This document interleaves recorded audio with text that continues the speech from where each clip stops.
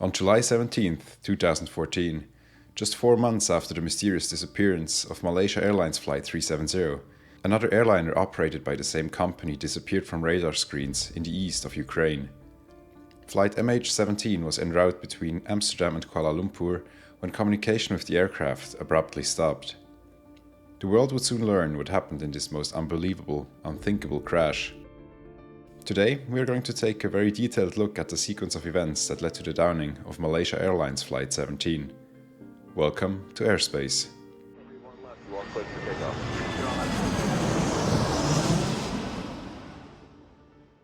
Malaysia Airlines Flight 17, operated with a Boeing 777, left Amsterdam just after lunchtime on July 17, 2014. The flight had departed with a slight delay because of overbooking and because the crew decided to wait for a few delayed passengers coming in from another flight. After takeoff, the 283 passengers and 15 crew members settled in for their long flight. Everything was completely normal and the day was nothing special for anyone but the aircraft itself. Exactly 17 years ago, on July 17, 1997, it flew for the very first time after being manufactured. Now, 17 years later, the aircraft tracked calmly along its route, taking it first out of the Netherlands, then through Germany and Poland, and further into Ukraine. Meanwhile, the pilots maintained routine communications at all times. At exactly 3 in the afternoon, the crew realized that there were some thunderstorms ahead and requested to deviate to the left of their assigned airway. Their request was granted immediately. Over the next 19 minutes, the Boeing 777 navigated safely between thunderstorm clouds and eventually left the area of severe weather. At that time, the Ukrainian air traffic controller cleared the flight to fly direct to a navigation aid which was past the Ukrainian border and on Russian territory. A normal procedure at this point. The crew acknowledged the transmission at 15:19 and 56 seconds.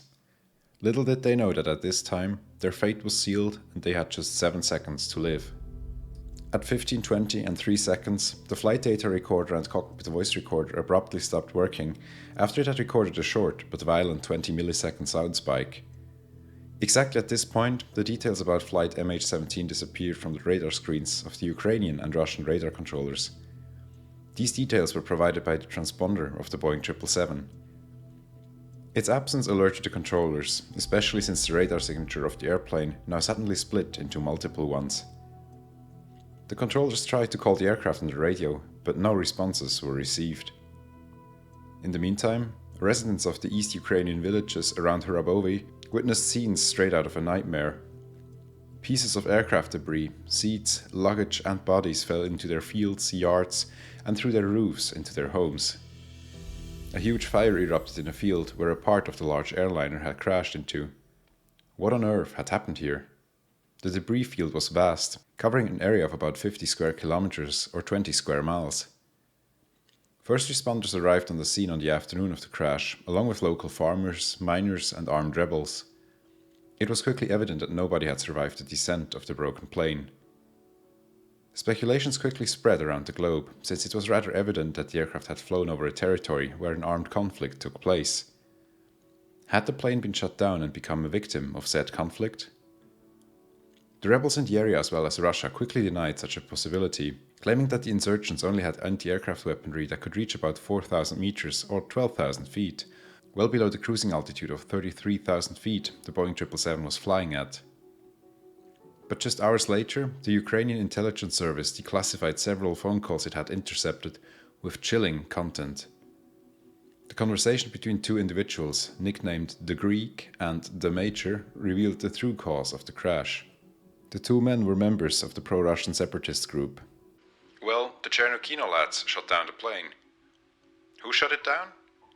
From Chernobyl roadblock, the Cossacks at Chernobyl. Okay, Major. Well, the plane fell apart in the air near the Petropavlovskaya coal mine. The first dead body has been found. A civilian. Well, what do you have there? Basically, it was 100% a civilian aircraft. What kind of aircraft?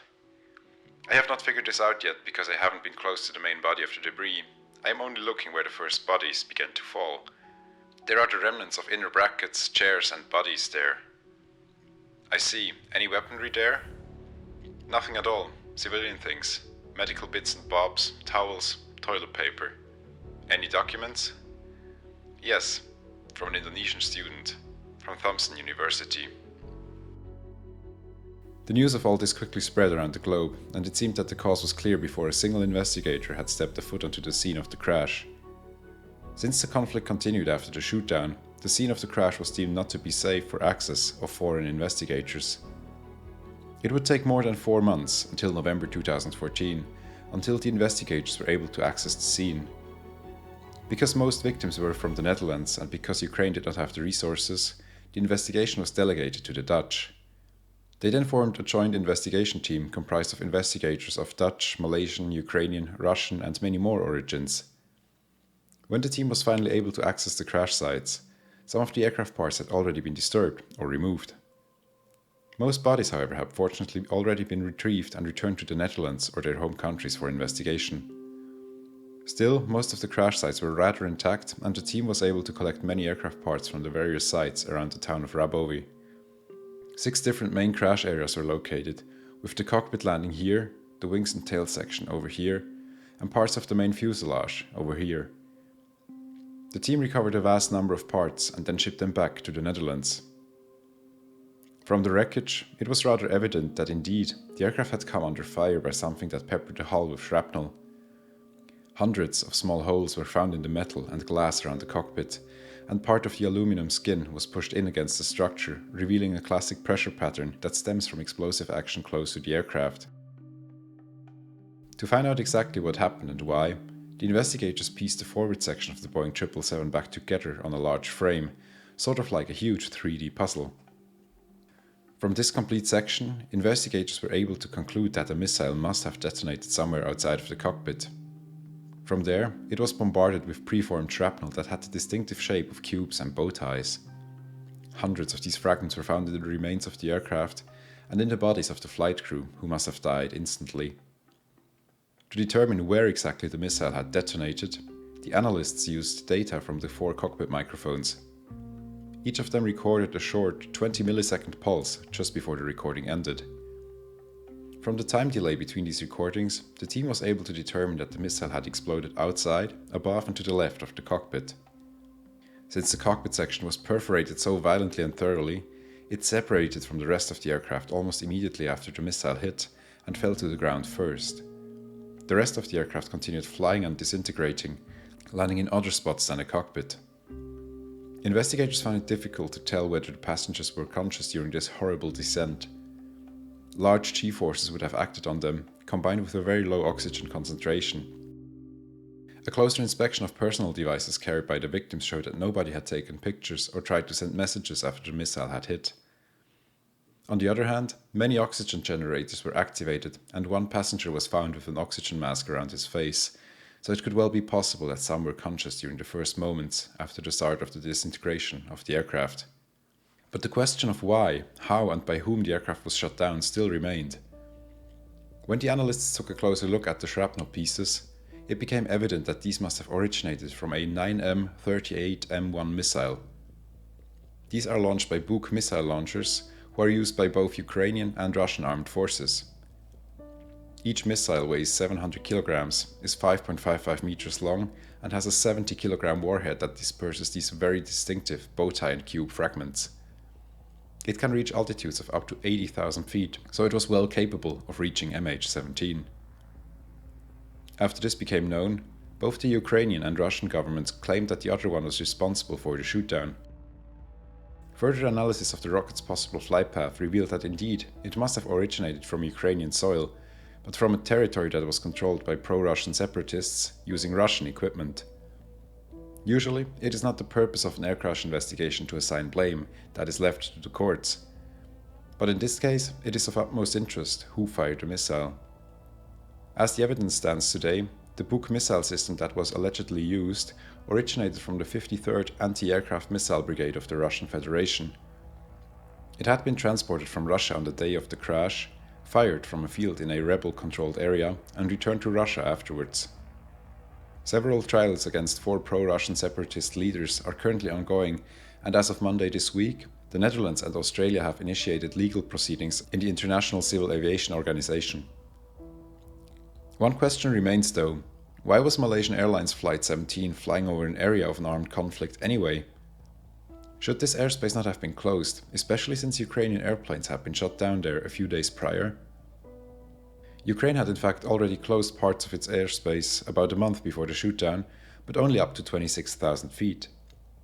On July 14th, 3 days before the crash, this restriction was raised to 32,000 feet. MH17 would fly at 33,000 feet, just above this restriction, and it would by far not be the only one doing so. 159 other planes used the airspace on the day of the shootdown.